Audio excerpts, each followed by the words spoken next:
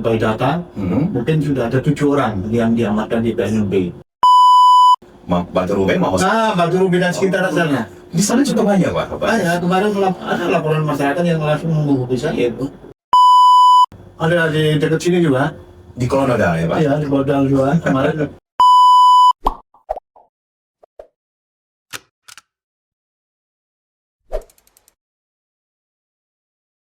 Assalamualaikum warahmatullahi wabarakatuh. Salam sejahtera dan salam presisi. Sahabat Humas.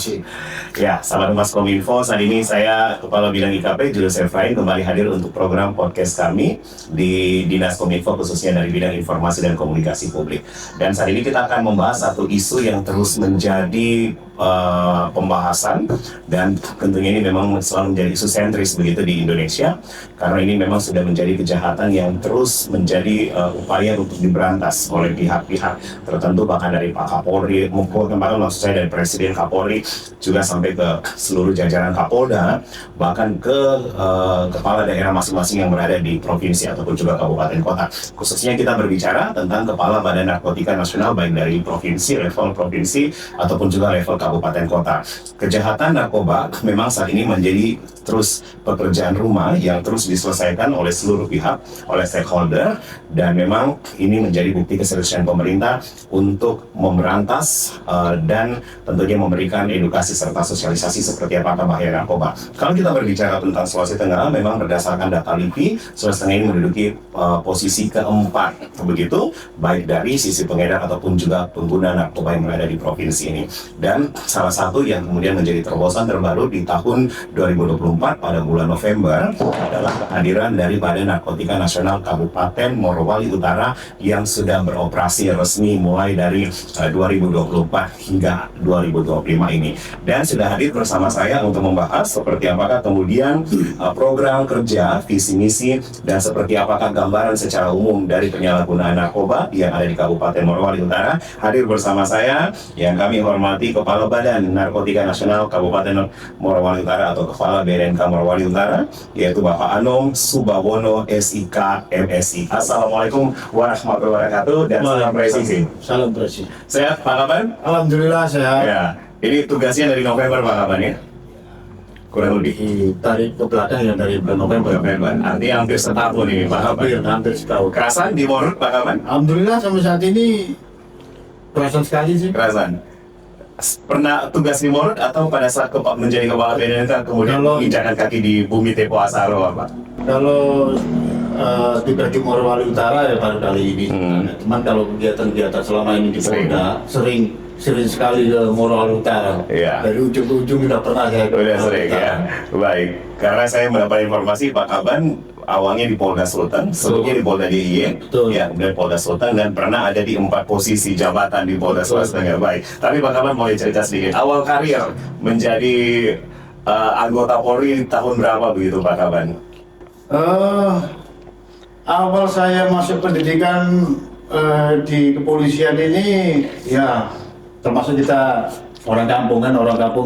Asalnya dari mana? Perjuangan luar biasa. Iya, asal berarti dari Mojokerto, Jawa Timur. Okay. Ya kurang lebih 8-9 kilo lah dari kota itu. Surabaya. Itu dari Mojokerto. Oh, dari Mojokerto ya Pak? Mojopahit.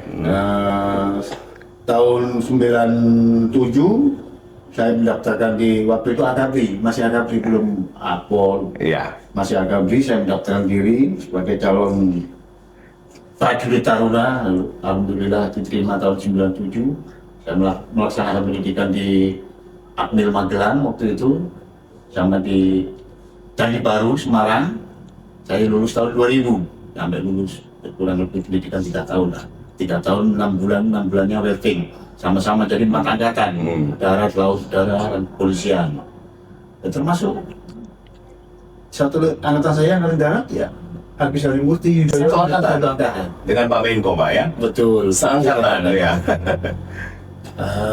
Setelah itu saya lulus tahun 2000, saya ditugaskan di Daerah Istimewa Yogyakarta, Jogja, Keraton Jogja. Polda DIY berarti pertama ini. Ya. Saya ditugaskan di Kesatuan Brimob.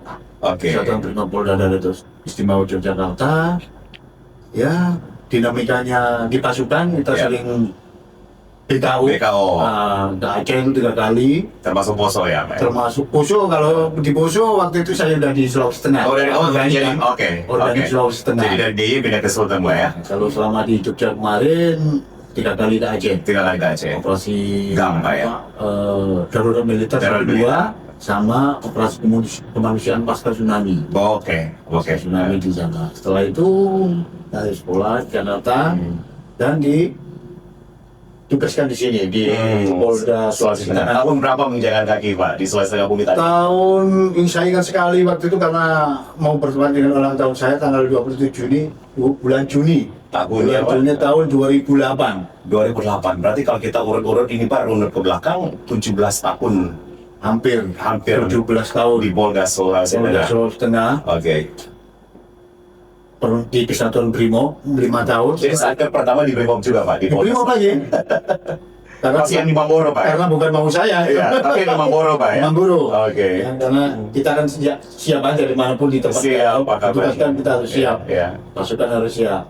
Setelah 5 tahun ada kerusuhan di waktu itu Polres Donggala. Oh, Donggala dulu. Nah, Polres Donggala, saya diperintahkan Pak Kapolda waktu itu untuk merapat ke Polres Donggala. Waktu itu masih gabung dengan Sigi. Polres Donggala itu masih gabung dengan Sigi. Belum bersiapa ya? Saya didekaukan di sana sampai kebablasan 4 tahun di sana. Di Donggala. Kabak Op, Polres Donggala. 3 tahun. Selanjutnya langsung Wakapolres 1 tahun. Di Polres Donggala. Setelah itu kebanyakan di direktorat, Iya. di direktorat Bimas. Di Bimas. Di Rasudit Polmas, Kesehatan Polsus, sampai Badir Bimas, malah sampai 4 jabatan yang saya pegang waktu di Polda terakhir Adalah? akhir. Jabatannya adalah? Badir Bimas, Badir Bimas. Kesehatan Polsus, Iya. Kapakerma, dan Kasudit Propam. Karena ada naik Naik TV. Propam. Berarti terakhir di Propam, Pak ya? Di Propam. Baik. Sampai sekarang saya maksudnya diperintahkan oleh Pak Kapolda juga untuk gabung di BNK. BNK. Sempat terpikir begitu Pak Kaban akhirnya menjadi Kepala Badan Narkotika Nasional Kabupaten Morun, Pak? Ya sebenarnya tiba akal tiba masa. Siap ditugaskan di mana saja ya? Namanya anggota kan kita harus selalu siap. Kita selalu siap. Pokoknya dimanapun selagi kita masih bisa saya bisa mendharma baktian diri saya untuk bangsa dan negara, saya nggak akan pernah menolak. Baik. Tapi kalau kita bicara Satker ini kan beda-beda, Pak. Satker Brimob, kemudian di Binmas, kemudian ke Propam, akhirnya Satker yang baru yaitu narkotika atau narkoba. Ada nggak, Pak, perbedaan feeling atau soul dari seorang Pak Kaban ketika akhirnya bergabung di narkoba begitu, Pak? Satker yang baru. Sebenarnya tidak terlalu signifikan juga untuk perbedaan-perbedaan. Nggak ada perbedaan. Saya harus menyesuaikan. Ya. Namanya di perbedaan tempat tugas itu kita harus menyesuaikan. Terutama saya sendiri kalau kemarin di struktural di Polda, kita kan sana sudah tertata. Oke. Segala sesuatunya sudah tertata. Kalau di sini kita mencari solusi dulu. Baik. Mencari solusi dulu, apalagi tempat yang baru, narkotika di sini kan. Dinamikanya selalu berubah dengan masyarakat. Kita harus lebih dekat dengan masyarakat dan lain sebagainya. Ya saya harus menyesuaikan, apalagi anggota kami di sini paling banyak ASN. Iya. Ada juga beberapa anggota kepolisian yang gabung dengan kita, makanya saya harus menyesuaikan. Pak Kaban menjadi pionirnya ini. Karena pertama nih, Kepala BNNK pertama. Nah itu akan tercatat di sejarah begitu. Jadi kita perintis bukan pewaris. Ya, perintis bukan pewaris. Dan perintis biasanya punya nilai yang agak sedikit berbeda, Pak. Nilai yang unggul, Pak Kaban ya. Ya, saya berharap nanti kehadiran saya dengan rekan-rekan saya, anggota-anggota saya di Polewali Utara ini bisa bersinergi. Baik. Lagi dengan masyarakat, tokoh agama dan lain sebagainya di sini. Baik. Ya, kita tekan lah. Siap. Kita tekan para pengguna narkoba itu. Bahkan kalau perlu ya, walaupun sedikit dibilang ada mustahil menghilangkan, tapi kita harus optimis bahwa kalau kita mau, pasti kita akan bisa. Kalau kita mau pasti kita akan bisa. Pasti kita akan bisa. Quote dari seorang Kaban BNNK, ya. Kalau kita mau pasti kita akan bisa. Pasti bisa. Baik, Pak Kaban, kita bicara selanjutnya spesifik terkait Badan Narkotika Nasional Kabupaten Morowali Utara. Kehadiran 1 tahun Pak Kaban, apa yang sebenarnya akan menjadi visi misi begitu, Pak? Program kerja yang sudah dibangun bahkan yang akan dibangun ke depannya, Pak. Untuk program visi misi saya, ya kita selaras dengan apa kebijakan dari Kepala BNN Provinsi. Ya. Oh, BNN Pak, ya. Kita kan mengajunya ke sana semua. Jadi kita akan berusaha untuk melindungi generasi muda, terutama anak-anak yang ada di Morowali Utara, khususnya di Morowali Utara ini, terhadap jaringan-jaringan narkoba yang ada di sini. Karena jaringan ini kan luas, Ya. bisa dari mana saja orang bisa masuk ke Morowali Utara. Itu tujuan kami untuk kita mencegah itu. Minimal kita mengurangi itu. Program saya, visi misi saya selama menjadi Kepala BNN dan Morowali Utara ini. Dan program ini sudah jalan, Pak. Progresnya bagaimana? Pak Kapan menilainya seperti apa progresnya, Pak? Ya, alhamdulillah kita kan banyak melakukan pencegahan, kan BNN banyak melakukan pencegahan. Kita melakukan kunjungan ke sekolah, Sosialisasi. sosialisasi, masukan ke anak sekolah. Kita menumbuhkan mental mereka untuk menjauhi dari narkoba itu. Dan alhamdulillah sambutannya luar biasa. Sambutan luar biasa, Pak. Artinya Pak Kapan menilai sendiri setahunan, ya hampir setahun begitu di November, kemudian ini ada di periode Agustus, semua berjalan dengan baik, tertata dengan baik sudah, Pak. Kalau saya rasa selama ini ya kita kan masih belajar, masih belajar. Ya. Kalau dibilang baik sekali juga enggak juga, cuman kita berusaha untuk semaksimal mungkin untuk memaksimalkan potensi-potensi yang ada di dalam diri anggota-anggota saya. Ada berapa orang, Pak Kaban bicara tentang SDM di BNNK ini? Sebenarnya kemarin waktu awal-awal pembentukan ini kan atas inisiatif Bapak Bupati Morowali Utara dengan adanya BNN ini, inisiatif beliaunya sebenarnya, karena beliaunya prihatin dengan keberadaan Kasus yang banyak. kasus narkoba yang ada di Morowali Utara. Makanya beliaunya minta ke BNN RI untuk segera mendirikan, termasuk ini cepat sekali ini, cepat sekali berdirinya di BNN karena kepedulian beliaunya Iya. ya, terhadap generasi muda di Morowali Utara ini. Jadi ada berapa personil yang Pak Kaban bawahi sekarang? Sementara ini ada 13. Yang honor ada 7. Sebenarnya kita MOU sama Pak Bupati, beliaunya menyiapkan 23, tapi secara bertahap. Oke, berarti kurang lebih ada di 20 personil, Pak ya? Ya, sekarang kurang Angkanya lebih di ada 22 personil. 22 personil, termasuk Pak Kaban sendiri. Termasuk saya. Baik, Pak Kaban, kita bicara secara umum gambaran narkoba atau narkotika yang ada di kabupaten ini, karena memang kita juga sering mendengar Morowali Utara memang menjadi salah satu kabupaten yang tinggi, Pak ya. Saya nggak tahu ini, cuma ada kemudian sering mendengarkan seperti itu, karena dengan industri hilirisasi tambang ataupun juga banyaknya pendatang yang ada di daerah ini, kemudian akhirnya ini bisa membuat satu faktor penyalahgunaan narkoba. Benar seperti itu, Pak Kaban. Kalau kita bicara Morowali Utara, Pak Kaban bisa punya gambaran seperti apa secara umum, Pak? Ya, secara umum yang saya lihat selama ini, yang selama saya tahu di sini, ya memang demikian, karena banyaknya Angkanya tinggi memang, Pak. memang angkanya tinggi. Bahwa bahkan di Morowali, termasuk Morowali tadi, termasuk salah satu yang di antara kabupaten-kabupaten lain yang termasuk tinggi angka penyalahgunaan narkotika itu.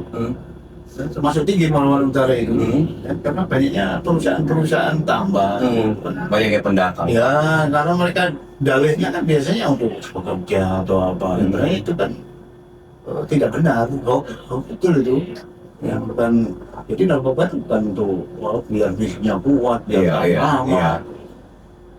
Asumsi yang beredar sekarang kan seperti itu, asumsi yang beredar di luar, artinya mereka coba-coba gitu banyak di perusahaan-perusahaan. Makanya saya juga mengiyakan untuk datang-datang di perusahaan untuk menyampaikan Sosialisasi sampai dengan perusahaan, Pak Kaban ya.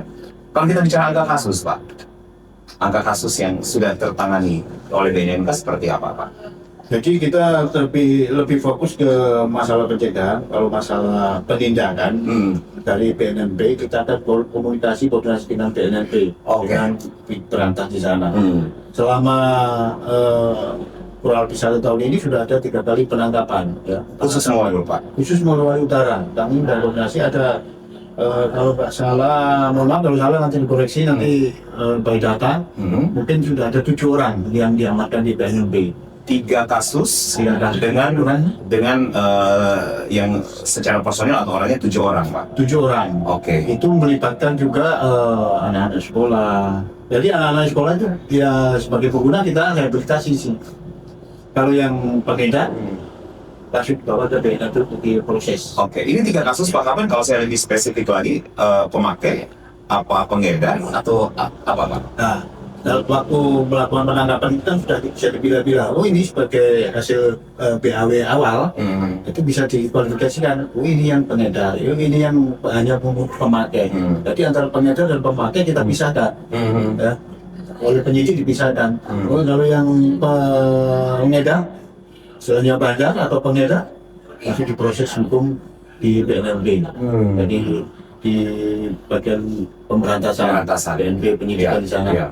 Terus yang sebagai pengguna kita rehabilitasi di sini. Rehabilitasinya di mana Pak? Di sini apa di Morowali, karena kita tahu bersama, saya pun juga sempat terlibat begitu sahabat Kominfo di launching gedung BNNP provinsi, dan salah satu yang memang menjadi terobosan di Sulawesi Tengah adalah adanya pusat rehabilitasi di Morowali begitu Pak. Betul. Nah, apakah direhabnya di Moro atau di Morowali Pak? Ya kemarin hasil tangkapan dari BNNP itu kita lakukan pendampingan di sini. Oke. Kita lakukan pendampingan karena dia masih Anak sekolah. Berapa orang masih Pak? SMP. Itu kemarin ya dari 3 penangkapan itu yang mereka sebagai janda pengguna itu kurang lebih 9 orang. 9 orang ini masih anak sekolah Pak? Masih anak sekolah? Yang 5 anak sekolah, yang 5 anak 4 sekolah. kita remaja. Itu satu kali kasus penangkapannya Pak? Satu Enggak, kali TKP ya? ada beda beberapa ya? waktu. Jadi 3 kali penangkapan itu. Pengembangannya berarti Pak? Pengembangan itu kita ada teknik penangkapan kan begini.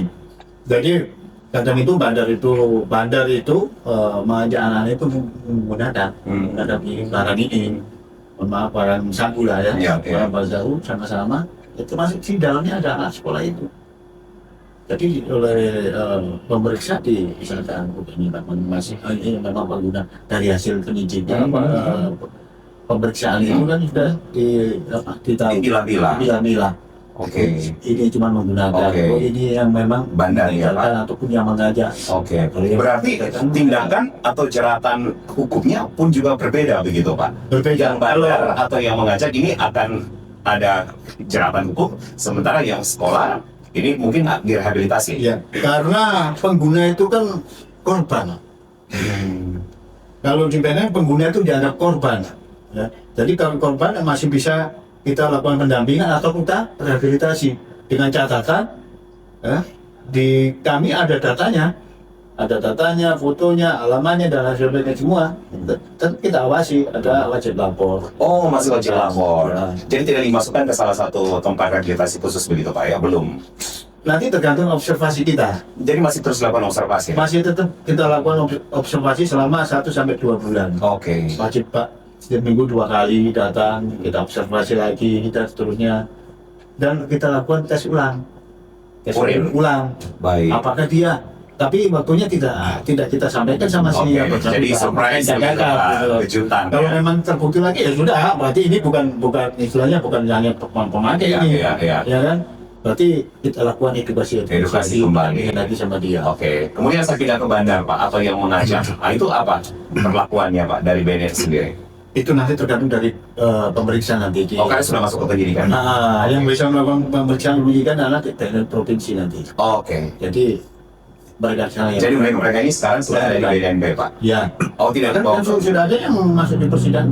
Oh gitu. Iya. Tidak dibawa ke Polres Morut begitu tak? Udah. Pak, langsung ke BNNP. Karena kita punya pemeriksa sendiri, penyidik baik, dan baik. kepolisian yang bergabung dengan BNNP. ini. BNNK, ya Pak. Jadi BNP dan BNNK. ya, jadi sinerginya BNNK berarti dibawa ke BNNP langsung begitu Pak. Iya betul. Jadi sejak Kepala BNN Bapak Komjen Martinus Hukum ini beliau lebih banyak melakukan pencegahan. Melakukan banyak pencegahan, kami diwajibkan untuk melakukan pencegahan Baik. terhadap penyalahgunaan narkoba ini. Baik. Pak Kapan, ini kan kalau kita bicara data umum Pak ya, dan data ini sebenarnya sudah lama dari LIBI begitu Pak. Sulawesi Tengah ini kan rawan Pak ya. Dan pasti Pak Kapan selama bertugas di Polda pun juga sebelum bergabung di Satker Narkoba pun juga tahu informasi ini. Kita ada di urutan keempat Pak. Kalau kita lebih spesifik lagi ke Morut Pak, memang peredaran ini banyak di Morowali Utara Pak. yang akhirnya bisa menjadi satu korelasi ya kenapa swastanya tinggi begitu angkanya Pak. Ya itu tadi kita flashback lagi dengan keberadaan BNN ini karena ya itu tadi karena tingkat peredaran narkoba di Morowali Utara itu Tinggi. belum tinggi. Oke. Makanya beliaunya Pak Bupati maunya harus ada BNN juga di sini. Baik. Ini membantu ya kita berkolaborasi dengan pihak-pihak kepolisian. Oke. Pak Kaban, saya nggak tahu ini bisa dijawab apa tidak, tapi pengembangan terus dilakukan terutama bandar, Betul. ya Pak ya. Ini sebenarnya nggak bisa dibuka-buka gitu Pak ya. Menjadi rahasia BNN begitu Pak ya. Tapi artinya sudah ada yang dipetah-petahkan begitu mungkin. Sudah, saya sendiri Mappingnya ada, sudah Pak, ya? memetakan daerah-daerah di Morowali Utara ini yang termasuk rawan, termasuk Ya. itu karena laporan-laporan dari masyarakat. Oke. Banyak kemarin kami dapat laporan dari masyarakat terutama yang di seberang, itu minta kita ke sana. Seberang maksudnya ke Mamos yang Daerah Bungku Utara Pak, Batu Ruben, Mamos. Batu Rubi dan sekitar sana. Di sana juga banyak Pak. Ya, kemarin ada laporan masyarakat yang langsung menghubungi saya untuk minta anggota BNN ada di sana. Wah, nanti kita agendakan kita segerakan ke sana. Kalau yang lingkar tambang Pak, yang seputaran tambang, Ada juga di Pematali ada di sana juga Pak ya. Ya sudah, paling tidak kita sudah tahu. Tapi kan kita harus matangkan dulu. Oke. Kita nggak boleh sembarangan. Baik. Nggak sembarangan untuk melakukan tindakan-tindakan nanti yang akan merugikan orang lain juga kan. Ya, ya. Dan itu teknik-teknik dalam hal penyelidikan. Dan ini dibawa langsung ke pemimpinan oleh Pak Anom ya, untuk kemudian mematangkan dan memetakan dan mematangkan sehingga kemudian nanti akan ada eksekusi begitu Pak ya. Betul. Pasti. Itu biasanya berapa lama Pak kalau hitung-hitungannya Pak? Dari dipetakan, dianalisa, kemudian dimatangkan dan eksekusi biasa berapa lama begitu Pak? Untuk waktunya sih sebenarnya nggak ada. Tentatif, Nggak ya? ada waktu berapa. 1 hari, 2 hari, maka kalau ada film matang Langsung. ya, langsung bisa jadi. Luar biasa jadi. Jadi nggak ada tenggang waktunya harus berapa tahun Ya. pendidikan, Ya. nggak ada waktunya ini. Baik. Pak Kemen, kalau kita melihat Palu saja Pak sebagai salah satu sampling, ini kan gencar-gencaran Pak ya. Palu begitu Pak ya. Kampung-kampung yang disebutkan kampung narkoba pun juga lagi banyak Pak diberantas oleh tim kepolisian baik dari Polresta ataupun juga dari BNN sendiri atau dari Polda. Kira-kira Mor pun juga akan begitu nanti begitu Pak. Artinya pun juga gencar-gencaran begitu Pak ya. Harus. Ya. Nanti kami akan kolaborasi dengan instansi-instansi terkait, teman itu dan perusahaan itu. Terutama yang ada dekat perusahaan Pak ya, domisilinya. Pak Bupati sendiri memberikan pesan apa Pak? Secara pesan khusus tidak ada nih Pak Bupati, tapi kan kita harus tahu memang potensi-potensi kerawanan yang ada di sini. Sebenarnya sudah bisa dibaca bahwa Bupati dengan menginginkan ada BNN di sini kan kita harus membantu beliau untuk melakukan hal itu. Itu sudah bisa, saya sendiri sudah bisa membaca itu. Walaupun secara langsung harus berpesan ke saya harus begini begitu. Ya. Tidak eksplisit tapi tersirat maknanya gitu. Betul. Karena nggak semua kabupaten kota Ada BNN-nya. ada BNN-nya. Oke. Banyak yang mengajukan, tapi belum ada eksekusi dari kepala daerahnya. Berarti salah satu yang bisa jadi inovasi dari salah satu yang sudah menjadi inovasi dari Pak Bupati. Betul. Dengan kehadiran BNK. Beliaunya luar biasa perhatiannya terhadap generasi muda tadi dalam menangani masalah narkoba. Pak Kapan ada data apa yang mungkin bisa disampaikan ini? Oh, kalau data ini data kemarin hasil penangkapan 3 kali itu dari BNP itu kurang lebih sekitar setengah kiloan air. Oh, oke. Jadi kita bicara jumlahnya, babuknya begitu ya Pak ya. Berapa itu Pak? Setengah kilo. Setengah kilo penangkapan. gram. Sorry Pak, bisa diulang Pak Kapan? Dari 3 kali penangkapan kemarin yang termasuk ibu-ibu itu satu keluarga itu. Di mana Pak ibu ini Pak? Ada di dekat sini juga. Di Kolonodal ya Pak? Iya, di Bodal juga. Kemarin malah itu sama anaknya juga. Wow. Kan luar biasa kan? Iya. Sama anaknya, ya orang ibu-ibu. Ini mereka menjual begitu Pak? Jadi tempat perdagangan atau sama Ya, siapa? informasi yang kita dari hasil penyidikan kemarin, ibu ini menjual. Anaknya menggunakan. Oke, itu di jumlah takarannya berapa? Kalau totalnya jika penangkapannya Iya. 52,3 gram. Kurang lebih segitu. 52,3 gram. 3 gram. Ini prestasi yang luar biasa loh Pak Kaban sepanjang 1 tahun mungkin menurut saya pribadi Pak. 52,3 kilogram Pak ya. Biasa babuk itu di kemana kan Pak? Dibawa ke BNNB, nanti diamankan di sana. Kalau nggak salah, Pak, sudah ada kegiatan pemusnahan kemarin Ya. di BNNB. Ya, pada saat khutbah yang hari Pak. Khutbah yang hari maksud saya. Bukan untuk baik, yang kemarin. Yang launching. Yang pertama. Iya, baik. Soalnya kadang-kadang memang saya Pak Kaban sendiri sering dimintai Pak untuk keterlibatan sebagai salah satu Ya. pembawa acara begitu Pak ya. Oke. Pak Kaban, sebenarnya apa sih yang harusnya kita pelajari bersama Pak dengan kasus-kasus ini? Karena kalau kita bicara edukasi Pak, sosialisasi, narkoba ini udah sangat sering Pak, ya, gitu. Kemudian bahkan di Palu kita bicara ibu kota, wajah ibu kota, ada banyaknya kampung-kampung disebut kampung narkoba. Apa yang sebenarnya Pak secara spesifik kita harus pelajari dan cermati khusus Morowali Utara Pak? Pak Kaban bisa memberikan sosialisasi. Ya, yang harus kita saya pelajari selama ini ya kita banyak melakukan edukasi itu, kesadaran masyarakat tentang bahaya narkoba, terutama di kalangan-kalangan pelajar. Anak-anak pelajar ini kan generasi ke depan, mereka yang harus kita lindungi. Tidak semua mereka itu sebenarnya ingin, cuman karena dibujuk, dirayu, karena ketidaktahuan dia, ya akhirnya mereka terjerumus. Nah, itulah tugas kita, terutama tugas kita di BNNKI ini untuk memberikan edukasi ke mereka. Dan Pak Kaban bersama personil sering melakukan sosialisasi HX. Anggota kami juga saya turun ke sekolah, Pak, ya? ini sesuai dengan kegiatan-kegiatan yang sudah berjalan, termasuk ke tempat sekolah. Terima kasih Bapak Guru. Karena pemahaman ini sangat penting ke anak-anak untuk menanggulangi mencegah itu di kalangan remaja. Karena ada mereka paket yang murah, paket 30.000. Ya, patungan bisa Pak ya. Minta emaknya jajanan bisa Ya. Saya sempat sudah 2 kali Pak Kaban mewawancarai di narkoba, mulai dari Pak Ginting hingga Pak Sembiring begitu Pak ya. Dan memang menurut beliau berdua di narkoba Pak Kaban adalah demand kita terlalu tinggi memang Pak. Ya, permintaannya terlalu tinggi, akhirnya supply-nya yang karena mengimbangi itu Pak. yang keinginan rasa tahu itu di dalam anak-anak remaja ini, makanya Kepala BNN Republik Indonesia sekarang beliau yang mempertahankan kejajaran itu tidak melakukan untuk pengguna yang aktif. Pernah dengar? Pernah, itu kontroversi sebenarnya Pak. Ya betul. Iya. Karena prinsipnya beliaunya begini, asumsinya kalau kita menanggap artis itu promosi yang gratis. Ada benarnya juga sih Pak. Promosi gratis di Iya. media mainstream, media sosial dan Iya. sebagainya.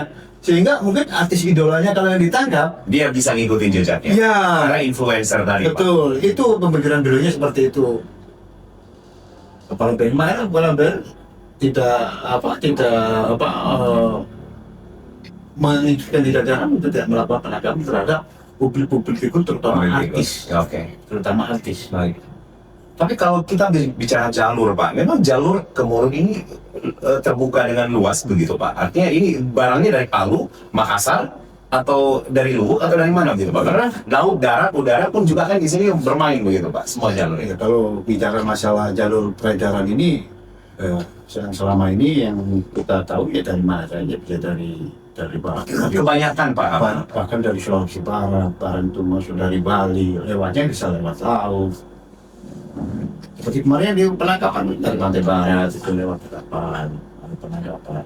Jadi jaringan ini sudah istilahnya mereka sudah mempelajari, Oke. mempelajari jalan-jalan ini. Oh yang aman, ini sudah diketahui. Akhirnya kita lewat lagi jalan yang lain, cari-cari. Kalau di sana saya lagi saya kembangkan nih. Ya yang lewat jalan laut jangan deket sini. Iya. Jalur laut Pak. Ya. Dan Pak Kaban terus melakukan pengembangan ini Pak ya. Kita kumpulkan informasi. Informasi. Informasi Pak. Jadi dari mana dari mana kita masukkan mereka itu kita dalam dari sini dan sini. Masuk juga dari koordinasi dengan BNP. Ya. Ya. Dan jalurnya dari mana? Termasuk juga dari Pak Kaban punya optimisme nggak memotong jalur ini ataupun juga peredaran ini bisa dipotong, diminimalisir, bahkan dihilangkan begitu? harus yakin. Yakin. Kalau saya yakin, Saya kembali ke course awal tadi Pak. Kalau ada mau pasti ada bisa. kemauan pasti bisa. Oke. Tinggal itu saja. Oke. Kalau ada kita nggak mau, ya pasti semua nggak datang ya. Tapi pembatasan jalan ini sudah dilakukan Pak. Pemetaan sudah buat ya tidak bisa kami buka. Ya, memang itu menjadi kerahasiaan Pak Kaban. Oke, kita ketawa-ketawa senyum-senyum tapi menusuk nanti. Benar, baik Pak Kaban, kita sudah ada di sesi-sesi terakhir. Iya. Apa nih Pak Kaban kata-kata yang harusnya lebih menusuk nih Pak? Ya, ini kan secara verbal aja Pak Kaban ya. Hubungan dengan pemerintah kabupaten tadi Pak Kaban sudah sampaikan bahwa Pak Bupati Wabub sangat mendukung. Ada hal lain yang disampaikan gitu Pak Kaban, dan bagaimana kemudian kita bisa mempelajari bahwa bahaya narkoba itu memang harus kita tinggalkan bersama gitu Pak. Baik.